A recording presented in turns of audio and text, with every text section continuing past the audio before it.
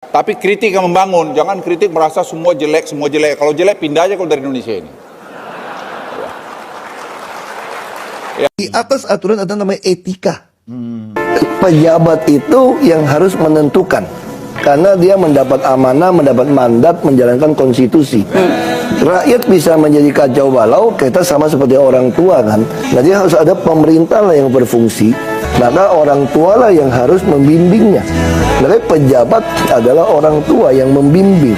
Jadi pejabat itu harus betul-betul tidak pilih kasih, juga tidak boleh merusak. Ya, jadi saya berharap kita semua harus bangga jadi orang Indonesia. Ya, kita kritik bangsa kita, tapi kritik yang membangun. Jangan kritik merasa semua jelek, semua jelek. Kalau jelek pindah aja kalau dari Indonesia ini. Ya, saya suka kesel juga kadang-kadang bilang ini kurang Allah. Aku tanya juga, saya lihat sekarang dulu waktu dia jadi pejabat apa kerjanya, tak jelas juga. Kan sekarang jejak digital kamu kan kelihatan. Jangan sombong lah kau, bicara-bicara kritik-kritik kau, you have done nothing. Atau mungkin dari round kau tuh juga mencuri waktu kau menjabat. Kita pejabat-pejabat itu harus berikan contoh, seperti Pak Jokowi, dia berikan teladan. Ya, kita semua dalam kelas kita masing-masing, posisi kita masing-masing, kita harus kasih contoh. Tajuknya adalah Indonesia Gelap. Yang gelap kau, bukan Indonesia. Jadi kalau ada yang bilang itu Indonesia gelap, yang gelap kau, bukan Indonesia. Bagaimana merespon? Ada tagar Indonesia gelap, diresponnya Anda yang gelap, Indonesia mah terang. Dasmu. Jangan kayak gitulah Pak Menteri. Jangan kayak gitu juga Pak Kepala. Rakyat mah kalau berkeluh kesah ke siapa lagi? Kalau bukan ke pemerintah, orang yang mereka gaji. Jadi kalau kemudian ada rakyat berkeluh kesah melalui tagar, ya jangan begitu. Ada orang bilang, wah di sini lapangan kerja kurang. Di mana yang lapangan kerja tidak kurang? Di Amerika juga bermasalah. Di mana aja bermasalah. Masih juga merasa pintar. Masih juga bicara soal benar tidak gerakan teman-teman ini. Padahal yang harusnya Anda koreksi, benarkah kami? Masih juga merasa benar. Jangan terus mengklaim sana sini. Itu anak-anak udah pergi aja diperuri sekarang. Mereka tuh kerja sebesar ruangan ini, itu melakukan pekerjaan ini. Kalau anak-anak muda sudah tidak nyaman, bersiaplah. Mungkin tidak hanya kursi Anda dijungkir balikkan. Mungkin tatanan baru hendak mereka ciptakan. Saya ingin kasih tahu, kalau ITB sudah turun ke jalan, itu tanda-tanda bahaya. Kalau ada yang bilang itu Indonesia gelap, yang gelap kau, bukan Indonesia. Tajuk Indonesia Gelap adalah akumulasi kemarahan dari rakyat. Tidak hanya mahasiswa, tapi kemarahan dari seluruh elemen masyarakat sipil. Kami menilai banyak sekali kebijakan pemerintah hari ini yang serampangan. Rakyat seolah dijadikan sebagai kelinci percobaan, kebijakan diterapkan, mendapatkan protes, kemudian dicabut seolah menjadi pahlawan. Kemudian rakyat harus terus dikorbankan. Apa yang menjadi implikasi dari hal tersebut? Yang kami nilai hari ini terjadi ketidakstabilan sosial di masyarakat. Rakyat ketakutan, terjadi banyak kebingungan akibat tata kelola pemerintahan yang buruk. Tidak sinkronnya statement yang disampaikan oleh para petinggi negara, para pejabat publik, mengakibatkan banyak kebingungan yang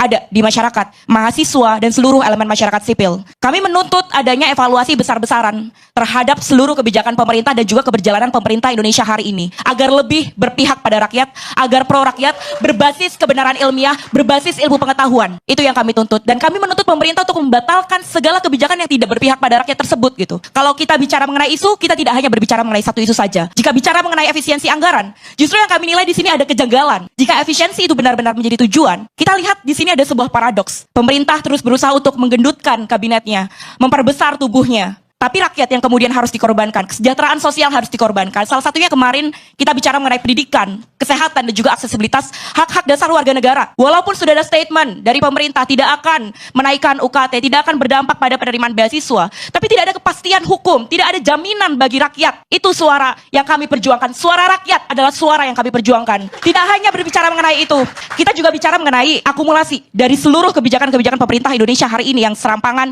dan juga tidak melalui perhitungan yang matang.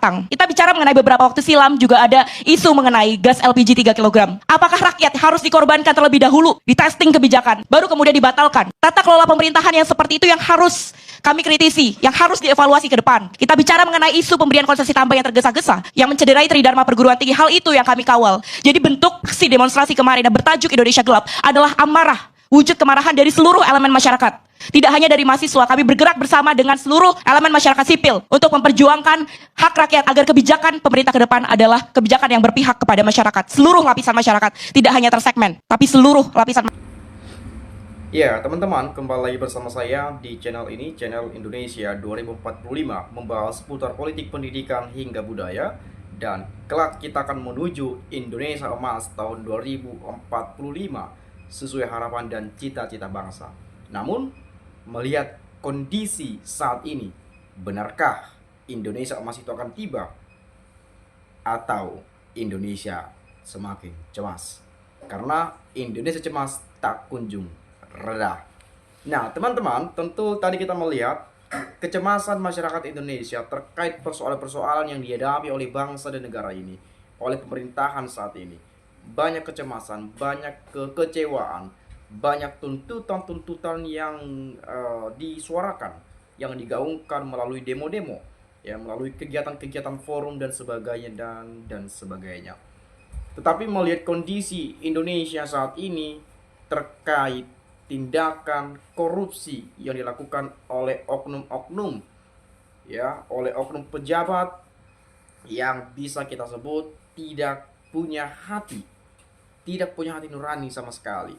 Mereka hanya mementingkan dirinya sendiri, ya, merenggut uang negara, ya, menyalahgunakan jabatannya, memanfaatkan jabatannya untuk menguntungkan dirinya sendiri dengan berbagai cara apapun, termasuk korupsi.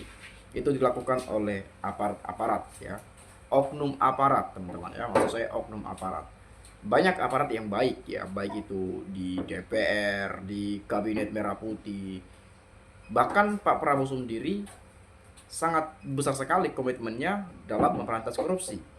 Nah, oleh karena itu, kita akan coba masuk pada segmen pembahasan masalah korupsi di Indonesia, khususnya beberapa hari lalu, ya, masalah kasus korupsi Pertamina hampir 1.000 triliun rupiah.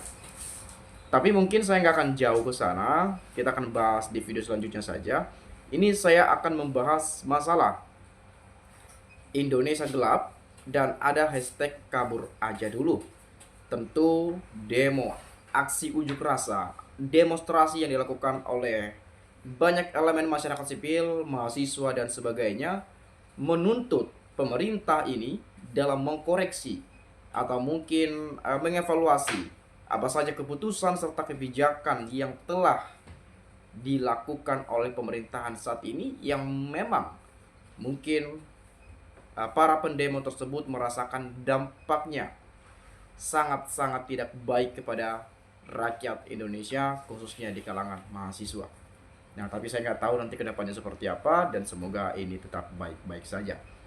Tetapi ini yang menjadi persoalan bagi saya juga ketika ada pejabat negara, ada pejabat publik, ada di lingkaran pemerintahan saat ini menanggapi, merespon apa yang sudah menjadi tuntutan oleh teman-teman kita, oleh rakyat Indonesia, oleh aksi demonstrasi yang banyak sekali tuntutan yang disampaikan.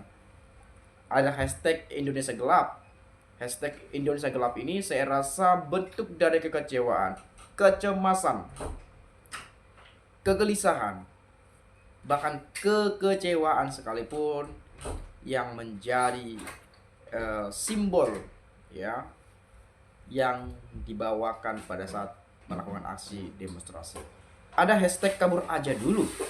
Nah, hashtag kabur aja dulu, ada yang merespon juga. Kalau mau kabur, kabur aja, sekalian tidak usah kembali ke Indonesia. Ada juga hashtag Indonesia Gelap yang saya katakan di awal. Ada respon dari LBP, Bapak Luhut Binsar Panjaitan. Beliau memberi respon. Tadi kita sudah lihat pada cuplikan video sebelumnya. Kau yang gelap, Indonesia tidak, katanya. Ya, jadi Indonesia nggak gelap, mungkin kau yang gelap, ya, kurang lebih seperti itulah bahasanya, ya.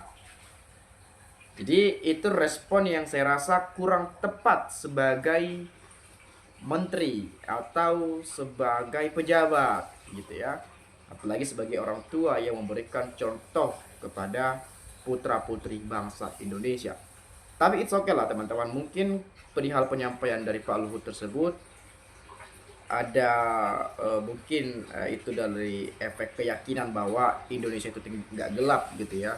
atau mungkin semacam menegaskan, Indonesia itu nggak gelap, kau yang gelap gitu. Ya mungkin seperti itu. Tetapi memang bisa juga kita balikkan. Kalau tadi Pak Luhut bilang Indonesia nggak gelap, kau yang gelap. Ya artinya kau tertuju pada rakyat gitu ya. Artinya bisa saja kita membalikkan hal itu. Barangkali pejabatnya yang gelap, bukan rakyatnya atau bahkan bukan Indonesianya. Indonesia mungkin terang benderang, sangat terang, sangat cerah. Tapi pejabatnya yang gelap. Bisa saja terjadi seperti itu. Kalau kita mungkin punya perspektif yang tidak sama, atau kita berasumsi lah seperti itu. Kalau kita mendengarkan pernyataan itu. Tapi oke lah, saya yakin Anda juga sudah mengerti. Tapi di sini saya akan coba masuk dari penjelasan teman-teman kita di komentar video ini. Saya ada beberapa video-video nanti saya akan baca komentarnya ya. Dan ini akan berlanjut terus menerus akan kita bahas di video-video selanjutnya. Misalnya dari Reza saja. Masyarakat masih banyak yang bodoh, maka mudah dibodoh-bodohi. Memang supaya bodoh, makanya jangan bodoh. Mahasiswa harus ikut turun untuk membela negerinya dari korupsi. Walah, kok merasa memiliki Indonesia? Enggak, Pak. Mungkin Luhut koruptor juga yang merusak negara. Jangan begitu, usir sana, usir sini. Pak Luhut telusuri laporan yang ada. Kasih contoh yang baik, pejabat digaji oleh rakyat, kalau tidak mau, ya mundur saja. Ya. Mending mundur kalau memang tidak bisa dikritik, ya. Kita gaji mereka juga tuh, itu bayaran mereka, gaji-gaji mereka, fasilitasnya itu dari rakyat semua tuh, dari pajak rakyat dan sebagainya, dari sumber daya yang ada di Indonesia gitu ya, dari sumber kekayaan alam kita dan sebagainya ya. Oke, jadi sebagai pejabat publik atau sebagai di lingkaran kekuasaan di pemerintahan saat ini tentu ya harus siap dikritik teman-teman ya. Ya harus siap dikritik. Tapi kita juga sebagai pengkritik harus lihat juga, jangan asal mengkritik juga gitu ya. Ya kita juga kalau mengkritik ya pakai otak juga, jangan asal-asal kritik tapi nggak berbobot juga mengkritiknya gitu ya, atau nggak masuk akal. Tetap kita pada pada sasaran yang mungkin betul-betul harus dikritik. Nah, kritik ini kan menjadi notifikasi kepada pemerintahan bagaimana ternyata rakyat menginginkan seperti ini. Ternyata rakyat maunya seperti ini dan sebagainya. Kan itu nanti bisa menjadi evaluasi lah gitu ya. Itu juga bermaksud untuk mengingatkan sebetulnya bentuk dari kecintaan rakyat kepada pemerintahan ini agar mereka dapat mengevaluasi, ya, mengkoreksi dan seterusnya teman-teman ya. Oke, kemudian Darwis Damis. Yang jelas Ahok jujur dan berkelas. Intinya Luhut Panjaitan adalah manusia munafik yang udah buta mata hatinya. Yang anti kritik, Luhut kalau tidak mau dikritik jangan jadi pejabat. Opung Jokowi yang jadi contoh orang yang ngebohongin rakyat, dan janji mau beli alat traktor sawah dan janjikan kok nggak jadi dibeli. Itu yang Opung jadikan contoh dasmu. Sadar Opung, jangan membela yang salah, itu namanya menegakkan benang basah ya. Jadi sebetulnya banyak sekali ya ini komentar teman-teman kita yang mungkin saya nggak bisa bacakan satu persatu, tapi di lain video di next time kita akan coba baca. Yang terakhir saja ini ya. Next time kita akan baca komentar-komentar penilaian masyarakat Indonesia. Kalau sudah hampir Prabowo menjabat jadi presiden selama 3 tahun tidak ada yang bisa dirasakan manfaatnya, saya di depan, Anda di belakang saya suruh dia mundur siap mati. Siap mati saya katanya. Jangan baru lahir Anda suruh langsung bernyanyi merdu. Pasang kumis Anda, mahasiswi, bukan begitu ciri orang cerdas. Orang cerdas dan berakal baik ditunggunya beberapa tahun, buktinya dari programnya bila tidak membuahkan hasil baru. Angkat bicara dari Jabati Kaban Jambi.